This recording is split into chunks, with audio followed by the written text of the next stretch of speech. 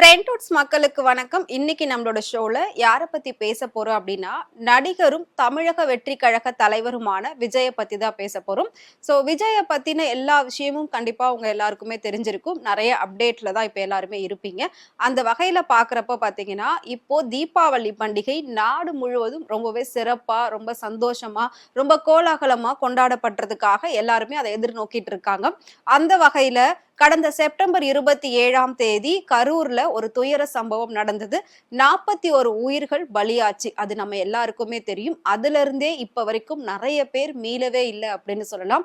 முக்கியமா விஜய் அவர்கள் இன்னைக்கு வரைக்கும் அந்த விஷயத்துல இருந்து இன்னும் வெளியே வரவே இல்லை. அதாவது அந்த ஒரு கஷ்டத்துல இருந்து, அந்த ஒரு சோகத்துல இருந்து இப்ப வரைக்கும் வெளியில வரவே இல்லை. அது ஒரு சாதாரண விஷயமே கிடையாது. ஏன்னா ஒரு உயிர் 2 உயிர் அப்படின்னா கூட சரின்னு சொல்லியிருக்கலாம். ஆனா 41 உயிர், அதுலயும் சம்பந்தமே இல்லாத பிஞ்சு குழந்தைகள்லாம் அதுல இறந்து போயிருக்காங்க. அப்படி இருக்கிறப்போ இது காலத்துக்குமே அழியாத ஒரு தழும்பாதான் இருக்கும் விஜய்க்கு அப்படின்னே சொல்லலாம். அப்படி இருக்கிற பட்சத்துல புஷி ஆனந்த் ஒரு அறிக்கை வெளியிட்டிருந்தாரு. அது நம்ம எல்லாருக்குமே தெரியும். அதாவது தமிழக வெற்றி கழக நிர்வாகிகள், தொண்டர்கள், அந்த கட்சியை சேர்ந்த யாருக்குமே தீபாவளி பண்டிகை கிடையாது, யாருமே தீபாவளி பண்டிகையை செலிப்ரேட் பண்ண மாட்டோம் அப்படின்ற மாதிரி சொல்லியிருந்தாரு. அதுக்கப்புறம் விஜய் பாத்தீங்கன்னா நேத்து சாயந்தரம் உடனே ஒவ்வொரு குடும்பத்திற்கும், அதாவது பாதிக்கப்பட்ட ஒவ்வொரு குடும்பத்திற்கும் பாத்தீங்கன்னா 20 லட்சம் ரூபாய் நிதி உதவி வழங்கிட்டாரு. ஏன்னா அவர் நிதி உதவி அப்படின்னு சொல்லி அந்த துயர சம்பவம் நடந்த ஓரிரு நாட்கள்ல அனௌன்ஸ்மெண்ட் கொடுத்திருந்தாங்க. பட் இவ்வளவு நாள் இப்ப வரைக்கும் விஜய் அதை போடவே இல்லை, அதை பத்தி எதுவும் பேசல, அப்படி இப்படின்னு நிறைய பேர் நிறைய விஷயங்கள் பேசிட்டு இருந்தாங்க. அந்த வகையில நேத்திக்கு ஈவினிங் பாத்தீங்கன்னா விஜய் உடனடியா ஒவ்வொரு குடும்பத்திற்குமே 20 லட்சம் ரூபாய் கொடுத்துட்டாரு. காயம் அடைந்தவர்களுக்கு 2 லட்சம் ரூபாய் கொடுத்திருக்காங்க. ஆனா விஜய் இன்னும் அந்த விஷயத்துல இருந்து மீண்டே வரல. விஜயுமே என்ன சொல்லியிருக்காரு அப்படின்னா, என்ன சேர்ந்தவங்களுக்கும், என்னோட ரசிகர்களுக்கும், என்னோட தமிழக வெற்றி கழக மக்களுக்கும் பாத்தீங்கன்னா கண்டிப்பா இந்த தீபாவளியாவே இருக்காது. நாங்க யாருமே அதை கொண்டாட மாட்டோம். என்ன சேர்ந்தவங்களும் கண்டிப்பா தீபாவளி கொண்டாட மாட்டாங்க. உயிரிழந்த 41 பேருக்காக நாங்க எல்லாருமே இந்த தீபாவளியை கொண்டாடாம அமைதியா தான் இருக்க போறோம். எந்த ஒரு கொண்டாட்டமும் எந்த ஒரு மகிழ்ச்சியும் எங்களுக்குள்ள கிடையாது. இன்னைக்கு வரைக்கும் அந்த உச்சக்கட்ட வேதனையில தான் நான் இருந்திருக்கேனே தவிர இன்னும் அதுல இருந்து என்னோட மனசு வெளியில வரல அப்படின்னு சொல்லி ரொம்ப உருக்கமாலாம் அவர் சொல்லியிருக்காரு. இதை கேட்ட விஜயோட ரசிகர்களா இருக்கட்டும், தமிழக வெற்றி கழக கட்சி நிர்வாகிகளா இருக்கட்டும், தொண்டர்களா இருக்கட்டும், எல்லாருமே என்ன சொல்லியிருக்காங்க அப்படின்னா, ஓகே நம்மளோட தலைவரே சொல்லிட்டாரு, அவரே தீபாவளி கொண்டாடாம ரொம்பவே சோகத்துல இருக்காரு. அப்படி இருக்கும்போது நாமளும் இந்த தீபாவளியை கொண்டாட வேணாம், அந்த 41 உயிர்களுக்காக ஒரு மரியாதை செலுத்துற விதமா இந்த தீபாவளியை நாம புறக்கணிச்சிடலாம், அடுத்த வருஷம் பாத்துக்கலாம், இந்த வருஷம் நாங்க கொண்டாடல, ஏன்னா எங்களோட தலைவரே சொல்லிட்டாரு, ஏன்னா அவரே சோகத்துல இருக்காரு அப்படின்ற பட்சத்துல எப்படி நாங்க மட்டும் கொண்டாடி சந்தோஷமா இருக்க முடியும் அப்படின்ற மாதிரி அவரை சேர்ந்தவங்க சொல்லியிருக்காங்க. முக்கியமா விஜயோட நண்பர் சஞ்சீவ் கூட பாத்தீங்கன்னா இன்னைக்கு வரைக்கும் விஜய் அந்த துன்பத்துல தான் இருக்காரு, சரியா சாப்பிடுறது கிடையாது, சரியா தூங்குறது கிடையாது, நான் தொடர்ந்து அவர்கிட்ட பேசிக்கிட்டே தான் இருக்கேன், நான் மட்டும் கிடையாது, நிறைய நடிகர்கள் அவருக்கு சப்போர்ட்டிவா தான் இருக்காங்க, அவருக்கு ஆறுதல் சொல்லிக்கிட்டு தான் இருக்காங்க. இருந்தாலும் இன்னும் விஜய் அதுல இருந்து மீண்டு கொஞ்சம் கூட 1% கூட அவரோட மனநிலை நார்மலா வரல அப்படின்ற மாதிரி சொல்லியிருக்காங்க. இந்த வகையில இன்னைக்கு பாத்தீங்கன்னா திடீர்னு பல வருஷங்களுக்கு முன்னாடி திருப்பாச்சி அப்படிங்கிற ஒரு படம் விஜய்து வந்திருந்தது. அதுல அண்ணன் தங்கச்சி பாண்டிங் ரொம்ப அழகா காட்டியிருப்பாங்க. மல்லிகான்ற ஒரு கேரக்டர் விஜய்க்கு தங்கச்சியா அவ்வளவு சூப்பரா நடிச்சிருப்பாங்க. அதை பார்க்கும் போதே நமக்கு ஒரு அண்ணன் இருக்கக்கூடாதா அப்படின்ற மாதிரி ஒரு ஆசை வரும். அந்த அளவுக்கு விஜய் அண்ட் மல்லிகா சூப்பரா பிளே பண்ணிருப்பாங்க. இப்போ அவங்க திடீர்னு இவ்வளவு நாள் அவங்க ஃபீல்டுலே இல்ல, அவங்க எங்க இருக்காங்க என்ன பண்றாங்கன்னு கூட தெரியாம இருந்தது. பட் சோசியல் மீடியாவில் கொஞ்சம் ஆக்டிவா தான் இருந்திருக்காங்க. இன்னைக்கு அவங்க என்ன பண்ணிருக்காங்க அப்படின்னா, கண்டிப்பா விஜய் இதெல்லாம் வேணும்னு பண்ணிருக்க மாட்டாரு, இது நடக்கும் அப்படின்னு அவர் நினைச்சு கூட பார்த்திருக்க மாட்டாரு. அப்படி இருக்கிறப்போ மக்களுக்கு எந்த ஒரு வகையிலும் விஜய் கேடு நினைக்க மாட்டாரு.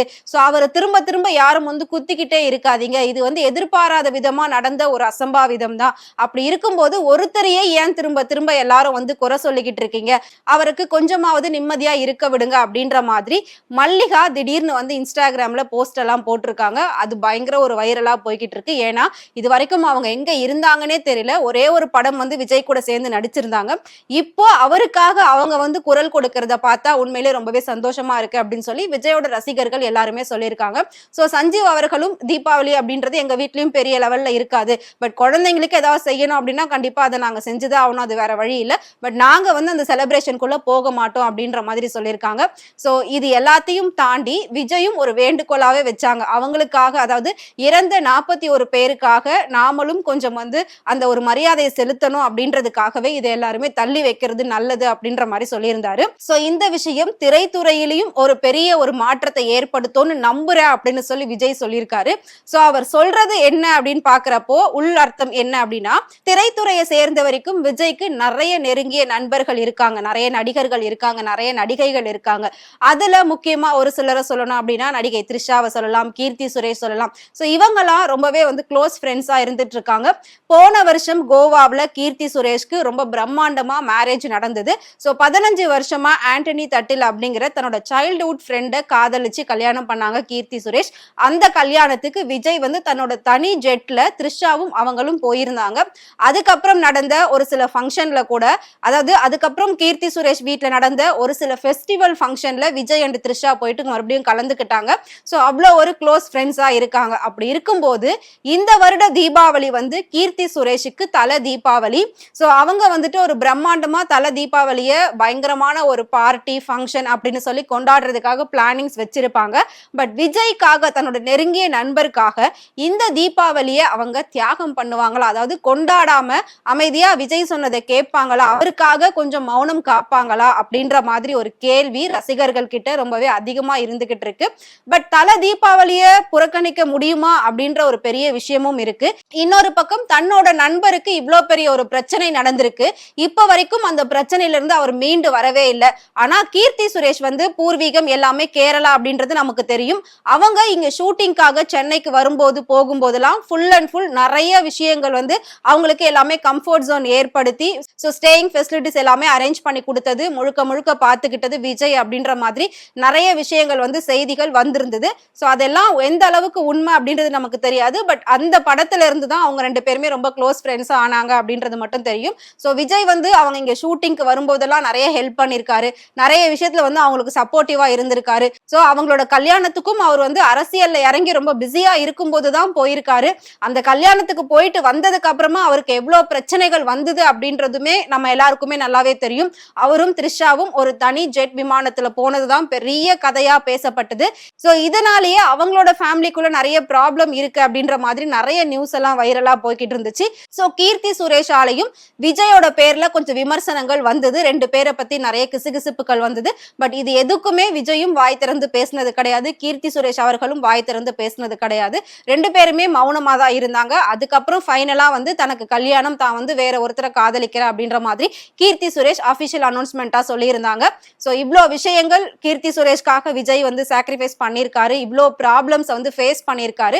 அப்படி இருக்கிறப்போ இப்போ விஜய் இவ்வளோ பெரிய ப்ராப்ளத்துல இருக்காரு. ஸோ கீர்த்தி சுரேஷ் அவங்க ஃபேமிலி ஃப்ரெண்ட்ஸோட சேர்ந்து இந்த தல தீபாவளியை கிராண்டா செலிப்ரேட் பண்ணுவாங்களா, இல்லாட்டி எதுவும் வெளியில தெரியாத மாதிரி சிம்பிளா முடிச்சுப்பாங்களா? மேபி வெளியே தெரியாத மாதிரி சிம்பிளா முடிச்சுட்டாங்க அப்படின்னா முழுக்க முழுக்க அவங்க விஜய்க்காக ஆதரவு கொடுத்திருக்காங்க அப்படின்னு தான் அர்த்தம். பட் இல்ல, பெருசா கிராண்டா செலிப்ரேட் பண்ணி அதை சோசியல் மீடியாவில எல்லாம் போட்டுக்கிட்டே இருந்தாங்க அப்படின்னா சோ அவங்களுக்கு அவங்களோட ஃபெஸ்டிவல், அவங்களோட ஃபங்க்ஷன் அதுதான் முக்கியம் அப்படின்றது தான் நிச்சயமான ஒரு உண்மை அப்படின்னே சொல்லலாம்.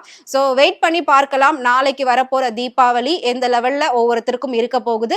எல்லாருமே ஹாப்பியா இருக்கணும் அப்படின்றது தான் எல்லாரோட ஒரு வேண்டுகோள், எல்லாரோட ஆசையும் கூட. யாரும் எதுவும் கொண்டாடாம இருக்கணும்னு யாரும் வந்து வேணும்னு சொல்லல. இருக்கக்கூடிய பிரச்சனைகளை முன் வச்சுதான் ஒவ்வொருத்தரும் ஒவ்வொரு விதமா பேசிக்கிட்டு இருக்காங்க. அந்த வகையில விஜய்க்காக கீர்த்தி சுரேஷ் தன்னோட தல தீபாவளியை விட்டு தருவாங்களா இல்லையா அப்படின்றதுதான் ரசிகர்கள் கிட்ட ஒரு பெரிய கேள்வியா இருக்கு. அதையும் நாம வெயிட் பண்ணி பார்க்கலாம். சோ உங்களுக்கு விஜய் அண்ட் கீர்த்தி சுரேஷ் ரொம்பவே பிடிக்கும் அப்படின்னு நினைச்சீங்கன்னா மறக்காம அவங்கள பத்தி கமெண்ட் பாக்ஸ்ல கமெண்ட் பண்ணுங்க. இதே மாதிரி சினிமாவை பத்தியும் சினிமா நடிகர்கள் பத்தியும் நிறைய டே பை டே அப்டேட்ஸ் நீங்க தெரிஞ்சுக்கணும் அப்படின்னு நினைச்சீங்கன்னா மறக்காம ஃப்ரெண்ட்வுட் சேனலை ஃபாலோ பண்ணிக்கோங்க.